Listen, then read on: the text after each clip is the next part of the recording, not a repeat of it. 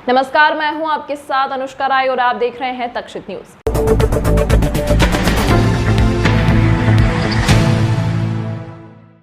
प्रवासी भारतीय सम्मेलन के बाद इंदौर ने अर्बन 20 बैठक की मेजबानी की। बैठक में 16 शहरों के महापौर के साथ नगरीय निकाय अधिकारी और स्मार्ट सिटी के सीईओ शामिल हुए।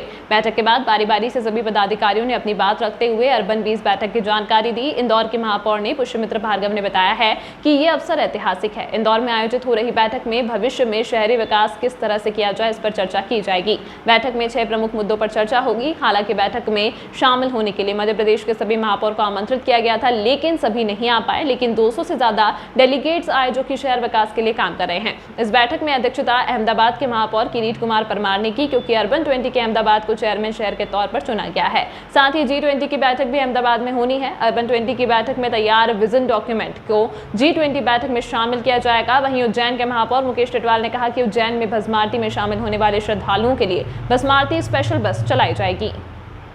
देश भर के लगभग 25 राज्यों से वहाँ के नगर निगम के महापौर, कमिश्नर, स्मार्ट सिटी के सीईओ, ऐसे लगभग 200 डेलीगेट्स आज दिन भर बैठकर G20 की तैयारी की दृष्टि से अर्बन 20 में अलग अलग विषयों पर चिंतन करेंगे, जिसमें स्थानीय ताकत, अर्बनाइजेशन की प्रोसेस और डिजिटलाइजेशन पे बात होगी। इसमें केंद्र सरकार से भी प्रतिनिधि यहाँ आए हैं। मध्य प्रदेश शासन के प्रिंसिपल सेक्रेटरी नीरज मंडलोई जी भी हैं और ऐसे कई लोग जो विषयों पे गंभीरता से काम कर रहे हैं। उन सब की ये दिन भर की कॉन्फ्रेंस का जो सार निकलेगा वो G20 की मीटिंग जो अहमदाबाद में होगी उसमें रखा जाएगा। इंदौर के लिए ये सौभाग्य की बात है कि इन विषयों पर आयोजित होने वाली ये बैठक हमको इंदौर में करने का अवसर मिला। और आज हमारे साथ उद्घाटन सत्र में अहमदाबाद के महापौर भी थे। तो मैं इन देश भर के सभी प्रतिनिधियों का स्वागत करता हूं और ये विश्वास करता हूं कि आज की बैठक का जो सार है वो अर्बनाइजेशन को नई दिशा देगा। 50,000 की चालानी कार्रवाई भी की है।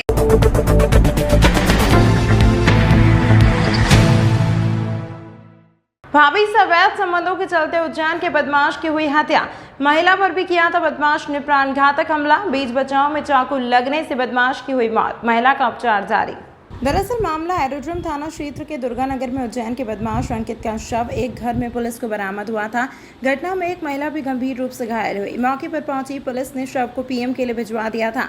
वहीं घायल महिला को उपचार के लिए अस्पताल भिजवा दिया था। घटना में बताया जा रहा है कि मृतक अंकित का अपने ही भाभी से प्रेम संबंध था और अक्सर वह उनके घर आया जाया करता था तथा घटना वाले दिन भी पहुंचा था, जहां पर दोनों में विवाद हुआ।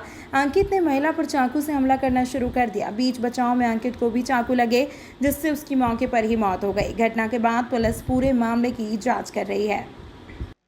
इसमें जब हमें जानकारी मिली थी कि वहाँ पर चाकूबाजी हुई है दुर्गानगर में और वहाँ पर एक व्यक्ति है जिसकी हालत गंभीर लग रही है। पुनः प्रथम जानकारी हमें ये मिली थी।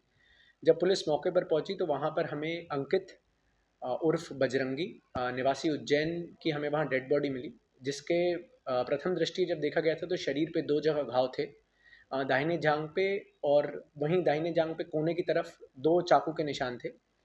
और उस समय जो घटना की प्रत्यक्षदर्शी थीं महिला, उनकी भी पीठ पे काफ़ी गंभीर घाव था। तो पहले उनका मेडिकल उपचार कराया गया, फिर महिला के बयान के ऊपर से उसमें कल धारा 307 के अंतर्गत अंकित के खिलाफ कायमी की गई है। उसमें महिला की जब डॉक्टर से जांच कराई गई तो उसमें पता चला कि ये प्राणघातक हमला था। उनके पीठ में भी काफ़ी गंभीर घाव आया था। अभी तक की जो कहानी सामने आ रही है उसमें ऐसा आ रहा है कि दोनों आपस में रिश्तेदार थे। भाभी और देवर का रिश्ता था, कोई उनके चाचा या मुँह बोले भाई लगते थे ये। और पहले लॉकडाउन के समय काफ़ी समय तक वो इंदौर में इनके अपने भाभी के घर पे रहे थे। और ऐसी बात भी सामने आई है कि शायद इनके बीच में कोई पहले संबंध रहे हों। उसी के चलते अभी पुनः वापस अंकित जो हैं वो अपनी भाभी से मिलने के लिए आए थे।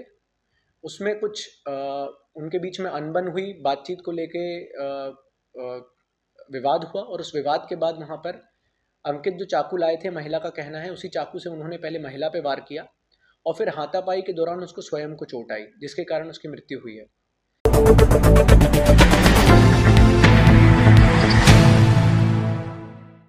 इंदौर में व्यापारी के साथ ही क्रिप्टो करेंसी के नाम पर लाखों रुपए की धोखाधड़ी की घटना सामने आई है। लसूड़िया थाना पुलिस ने प्रकरण दर्ज कर जांच शुरू की है। इंदौर लसूड़िया थाना क्षेत्र में रहने वाले व्यापारियों के साथ क्रिप्टो करेंसी के नाम पर एप्लीकेशन ऑनलाइन डाउनलोड करने के बाद आए OTP को शेयर करते ही लाखों रुपए की धोखाधड़ी की घटना सामने आई, जिस पर से पुलिस ने फरियादियों के अनुसार प्रकरण दर्ज कर जांच पड़ताल शुरू की गई है। धोखाधड़ी की कुल राशि 20 लाख से अधिक है, जिसमें फरियादी के 41,000 के डॉलर भी ऑनलाइन रूप से खाते से कट गए हैं। फिलहाल पुलिस ने नंबर के आधार पर जांच पड़ताल शुरू कर दी है। थाना लसूड़िया पे एक अपराध पंजीबद्ध हुआ है। कल एक फरियादी से जो एक ऐप डाउनलोड किया गया था और उसमें क्रिप्टो में इन्वेस्ट करने के लिए उस ऐप के माध्यम से उसको एक OTP प्राप्त हुआ। जब OTP ने उसने संबंधित जो ऐप में डाला तो उससे एक जो है वो फ्रॉड हुआ, जिस पे ये अपराध पंजीबद्ध हुआ। इसी तरह क्रिप्टो करेंसी में इन्वेस्ट करने के लिए क्रिप्टो करेंसी नाम का एक टेलीग्राम चैनल था, उस पर भी एक लिंक पर क्लिक करने के कारण एक व्यक्ति अन्य व्यक्ति के साथ जो है इसी तरह से एक धोखाधड़ी हुई है। इसी तरह से एक जो ऑनलाइन जॉब दिलाने के नाम पर भी एक अन्य व्यक्ति से धोखाधड़ी हुई है। तो कुल जो है इस तरह के प्रकरण में थाना लसूड़िया पे एक 420 का केस रजिस्टर किया गया।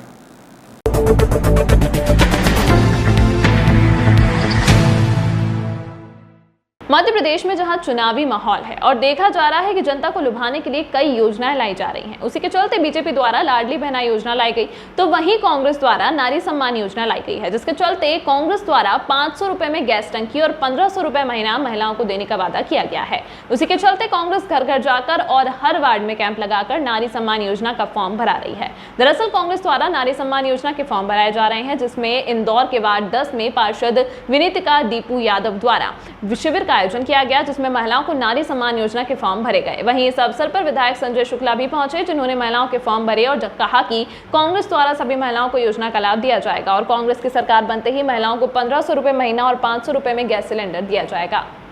जैसे कमलनाथ जी ने नारी सम्मान योजना जो निकाला है, इसमें हर महिला को प्रति माह 1500 रुपये देने के लिए उन्होंने बोला है।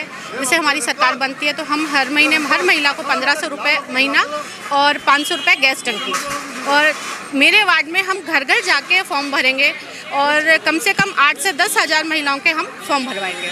ये हमारा लक्ष्य है। ये जब तक चालू रहेगा, घर घर जाके हम अपने लोगों को भेज के हर महिला से, हर बहन से फॉर्म भरवाएंगे, जिससे उनको इस सहायता का लाभ मिले। जैसे ही हमारी सरकार आती है वैसे ही ये योजना चालू हो जाएगी। देखिए, आदरणीय कमलनाथ जी ने पूरे प्रदेश के अंदर नारी योजना के फॉर्म भराने का काम चालू करा है। उसके अलावा जो 500 रुपये टंकी महीने के हमको देना है वो चालू करा है, तो उसके फॉर्म हमने विधानसभा आज आदरणीय दीपू जी की वार्ड से, वार्ड क्रमांक 10 से हमने चालू करा है। पूरे विधानसभा के जो 17 वार्ड हैं, इस 17 वार्ड में हम फॉर्म घर घर जाकर लोग फॉर्म भरेंगे। जैसे भारतीय जनता पार्टी नोटंकी करी है, पहले उन्होंने कैंप लगाया, कैंप में आधार कार्ड लिया, उन्होंने समर ID ली, सब कुछ लिया। हम वैसा नहीं कर रहे हैं। हम तो जैसे कमलनाथ जी ने बोला था ना, बिजली 100 रुपये यूनिट, भले वो अंबानी हो या अडानी हो या गरीब हो या अमीर हो, सबके लिए माफ़ होगा। हमने कोई ऐसा फॉर्म नहीं भरवाया, उन्होंने इतनी घोषणा करी, उनको देना ही था तो अभी से देना चालू कर देते। और इसके अलावा चाहते तो जैसे हमारी राज्य सरकार ने टंकी में 500 रुपये कर दिए, छत्तीसगढ़ में कर दिए और सब कर दिए, तो ये लोग नहीं कर रहे हैं, ये सिर्फ ढोंग कर रहे हैं। क्योंकि चुनाव आ गया है, चुनाव के बाद में इनके पास कोई मुद्दे नहीं बचा है, क्योंकि विकास नहीं करा है। और आपने आज ही पेपर पढ़ा हुआ, 1100 घोषणा, 1180 घोषणा करने के बाद मात्र 300 घोषणाएं का काम चालू हुआ है, बाकी कोई काम चालू नहीं हुआ है। सिर्फ मुख्यमंत्री की घोषणा वीर है, घोषणा करते रहते हैं और उसका कोई काम नहीं है। ये भी उन्होंने लाडली लक्ष्मी जो योजना घोषणा करी है, मात्र 5-10 लाख लोगों को पूरे प्रदेश में देंगे और किसी को नहीं देंगे। ये तो उन्होंने बोला है, जिसका मकान होगा, जिसकी गाड़ी होगी, जिसका खेती होगी, जिसके घर में गाड़ियाँ AC होगी, उनको नहीं मिलेगा। परंतु हमने कमलनाथ जी ने बोला कि जो भी होंगे सबको मिलेगा, सिर्फ फॉर्म भर के दें और हम हमारा करेंगे। उसके अलावा जो लोग फॉर्म नहीं भरेंगे उनको भी दिया जाएगा, क्योंकि इन्होंने लोगों से झूठ बोलकर फॉर्म भरवाए तो हमको ही फॉर्म भरवाना पड़ रहा है। नहीं तो कमलनाथ जी ने बोला है कि हम सबको ही 1500 रुपये महीना देंगे और 500 रुपये टंकी घर में देंगे।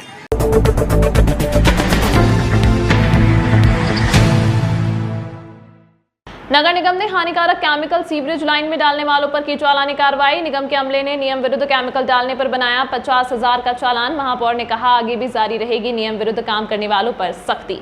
दरअसल महापौर और निगम आयुक्त के निर्देश पर निगम के अमले ने उद्योग नगर और पाल्दा औद्योगिक क्षेत्र का औचक निरीक्षण किया गया, जिसमें पाया गया कि कुछ फैक्ट्रियों से निरंतर हानिकारक केमिकल सीवर लाइन में डालने के कारण सीवरेज ट्रीटमेंट की गुणवत्ता पर विपरीत प्रभाव पड़ रहा है। जिसके बाद यह पूरा मामला निगम के अधिकारियों द्वारा आयुक्त को बताया गया, जिसके बाद आयुक्त के निर्देश पर अमले ने हानिकारक केमिकल सीवर लाइन में छोड़ने के कारण फैक्ट्री पर 50,000 रुपए का जुर्माना किया है। नहीं, ऐसे कोई भी काम जो नियम विरुद्ध हैं, चाहे वो सिंगल यूज़ प्लास्टिक का हो, कचरा फेंकने का हो और सीवरेज लाइन में हानिकारक केमिकल डालने का हो, इन सब के खिलाफ सख्त कार्रवाई की जाएगी और लगातार इन पे चालानी कार्रवाई अब शुरू कर दी गई है। इस अंक में फिलहाल इतना ही। अगले अंक में आपसे फिर होगी मुलाकात। तब तक के लिए बने रहिए तक्षशित न्यूज़ के साथ।